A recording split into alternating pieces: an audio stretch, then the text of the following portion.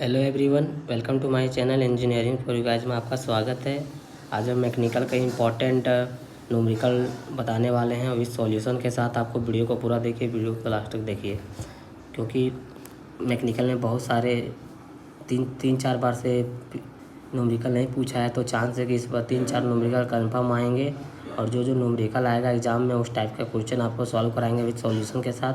तो आप वीडियो को पूरा देखिए और आप मेरे प्रेडिक्शन वीडियो जाकर जरूर देखें, क्योंकि मेरा बताया हुआ क्वेश्चन आरजीपी एग्ज़ाम में आ जाता है। मेरे प्रेडिक्शन वीडियो सबसे इम्पॉर्टेंट होता है। हमने M2 M1 और M3 या फिर फिजिक्स हो, केमिस्ट्री हो या फिर इंग्लिश हो, सारे सब्जेक्ट में मेरा बताया हुआ क्वेश्चन आ गया है। आप मेरे प्रेडिक्शन वीडियो जाके मेरे चैनल में देख सकते हैं। आज फिर से बता रहे हैं कि इसमें 3-4 बार से न्यूमेरिकल नहीं पूछा है, तो इस बार न्यूमेरिकल आपको आरजीपी में देगा। आपको यूनिट 1 के न्यूमेरिकल बताएंगे, यूनिट 2 से न्यूमेरिकल नहीं है। उसके बाद यूनिट 1 से न्यूमेरिकल आता है, उसके बाद यूनिट 3 से न्यूमेरिकल, 4 से और 5 से आता है। बट आपको न्यूमेरिकल 3 क्वेश्चन या 4 क्वेश्चन आपको आएंगे, जो यूनिट 2 से रहेगा, यूनिट 3 से रहेगा और यूनिट 4 से रहेगा। यूनिट 1 का भी कंफर्म नहीं है, बट एक न्यूमेरिकल अगर आएगा तो आप इस टाइप से बना सकते हैं। जैसे फर्स्ट न्यूमेरिकल है, ये 5 metre long and 25 mm diameter steel rod in the strength of 30 mm and when the application of the inside rod is 800 Newton. Calculate stress, strain and young modulus. इसमें calculate करना है, इस type का question आएगा कि calculate करना है stress, strain and young modulus. तो गिवन डाट लिखेंगे, फिर लेंथ लिखेंगे 5 मीटर, फिर डेल्टा एल लिखेंगे 3 mm, फिर इसको कन्वर्ट करेंगे मीटर में। तो मीटर में कन्वर्ट करने के बाद डायमीटर इसका दिया 25 mm, तो इसको भी मीटर में कन्वर्ट करेंगे। सबको ये मीटर में दिया है तो इसको mm में दिया, इसको कन्वर्ट करेंगे। फिर इसको डायमीटर को भी कन्वर्ट करेंगे। उसके बाद इसमें स्ट्रेन को इसको डिनोट किया जाता है। उसके बाद स्ट्रेस को ऐसे डिनोट किया जाता है, रंग डबल स्लिट को इससे डिनोट किया जाता है।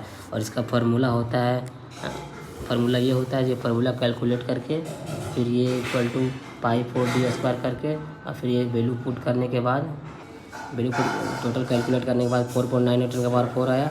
एक आंसर हो यहाँ से। फिर एफ ये फार्मूला होता है, एफ इक्वल टू ये। इसमें कैलकुलेट करने के बाद, सॉल्यूशन करने के बाद आपका आंसर 1.6 न्यूटन का पावर 6।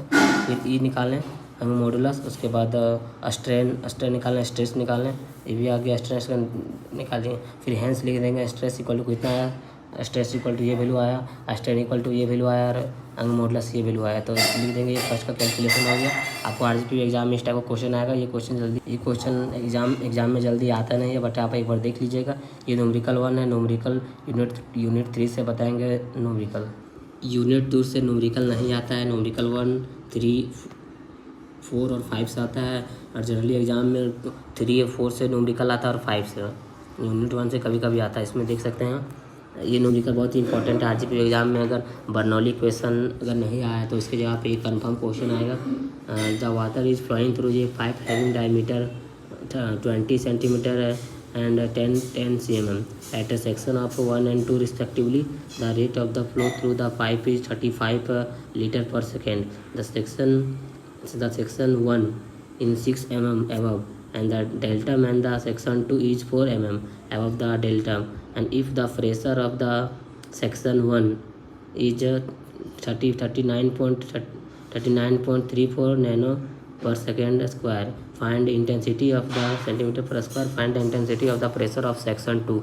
सेक्शन 2 में कितना प्रेशर लगेगा वो फाइंड करना है। तो आपको ये फिगर, इसमें एक क्वेश्चन को फिगर से सॉल्व करेंगे। फिगर इस टाइप से बनेगा।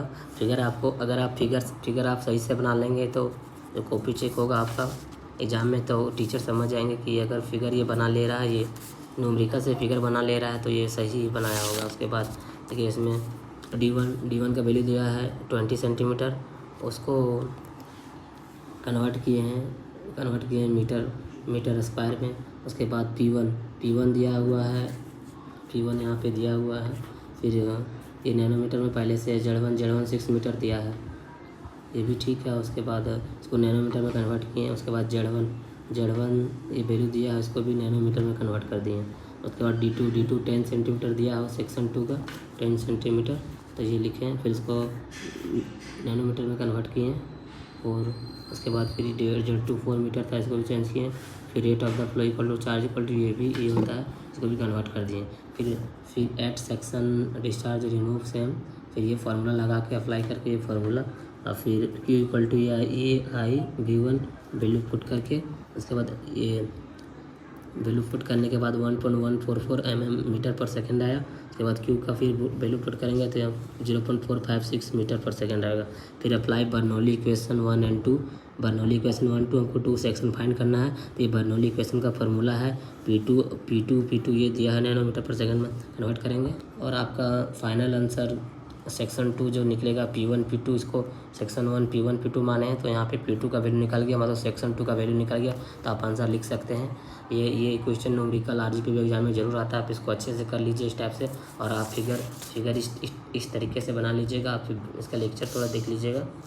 नेक्स्ट फिगर आप इस तरह बना सकते हैं, ये 20 सेंटीमीटर 10 सेंटीमीटर, ये 4 मीटर, ये 6 मीटर, ये 4 मीटर, इस टाइप से बना लीजिएगा फिगर। मेरे प्रिडिक्शन वाले वीडियो जाके जरूर देखें। बर्नौली इक्वेशन अगर ये नहीं आया स्टेटमेंट बर्नौली इक्वेशन डेरिवेशन, तो ये न्यूमेरिकल कंफर्म आएगा। जब आप देख सकते हैं ये प्रिडिक्शन में भी क्वेश्चन बताए हैं। The water is flowing through the pipe having diameter 30 centimetre and 20 centimetre at the section 1 and 2 respectively. The rate of the flow through the pipe is 80 litre per second. Section 1 is 8 metre above है और इसमें datum, and the section 2 is 5 metre above the डेल्टम.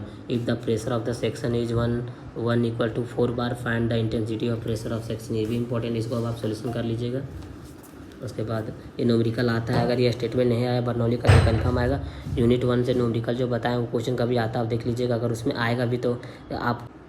उसके बाद unit 4 की numerical है। In the boiler test the following quantity were obtain mean temperature of the 20 degree Celsius and mean boiler of the 10 kg per centimetre cube. Mean stream dryness 0.9 coil burn and hour 250 kg water supply to boiler per hours 2260 kg by 2260 kg. The mass of the water in the boiler at the end of the test was less than that of the commercial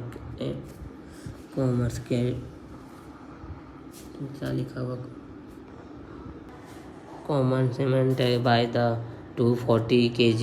Calculate the actual evaporation, the equivalence evaporation. उसके बाद take ये value दोनों दिया है, ये value put करके आपको ये सॉल्यूशन करना है। आप इसका सॉल्यूशन अपने न्यूमेरिकल देख लीजिएगा। यूनिट 5 से न्यूमेरिकल आता है, फिर से बता दे रहे हैं। यूनिट 3, 4, 5 से न्यूमेरिकल आता है, जो मैंने वीडियो में बता दिया है।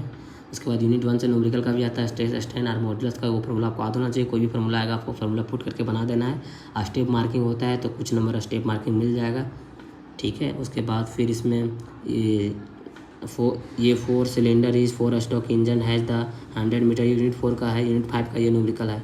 Base and the 150 mm stroke even compression ratio is 6. The engine developed 25 kW indicate power at the 200 RPM. Find the mean efficiency pressure and air standard efficiency. Also calculate fuel consumption per hour of indicated efficiency is 30%.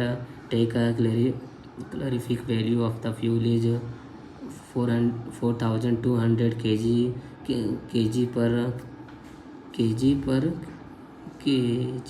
kg and v equal to 1.4 put करना है। इस type का question आता है। आपको नहीं भी आ रहा तो आप स्टेप मार्किंग अब बना दीजिएगा, स्टेप मार्किंग मिल जाएगा। और ये यूनिट 5 से न्यूमेरिकल आ, यूनिट 3 से कंफर्म न्यूमेरिकल आता है, और 4 से और 5 ये दिनों से कंफर्म है, आप देख लीजिएगा। और वीडियो में फिर से बता रहे हैं कि 3-4 बार से न्यूमेरिकल नहीं पूछा है, तो इस बार मैकेनिकल में आपको न्यूमेरिकल देखने को मिलेगा। आप न्यूमेरिकल अच्छे से पढ़ लेना, एक बार ज़रूर पढ़ लेना और अपने फ्रेंड को शेयर कर देना। मेरा बताया हुआ क्वेश्चन RGP एग्जाम में थ्योरी भी आता है, न्यूमेरिकल भी आ जाता है, तो आप अपने फ्रेंड को शेयर कर दीजिए।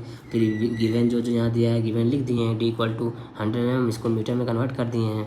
फिर L 150 मीटर दिया, इसको mm में, इसको मीटर में कन्वर्ट किए हैं।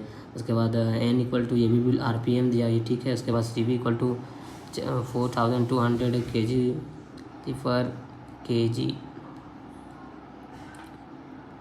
उसके बाद IP इक्वल टू 25 kWh वाट दिया। फिर ये फार्मूला होता है, ये फार्मूला कैलकुलेट करना है। ये फार्मूला आपको फार्मूला याद होना चाहिए। फिर ये फार्मूला पुट करके इसमें वैल्यू पुट करने के बाद आपका PMI इक्वल टू इतना वैल्यू आएगा।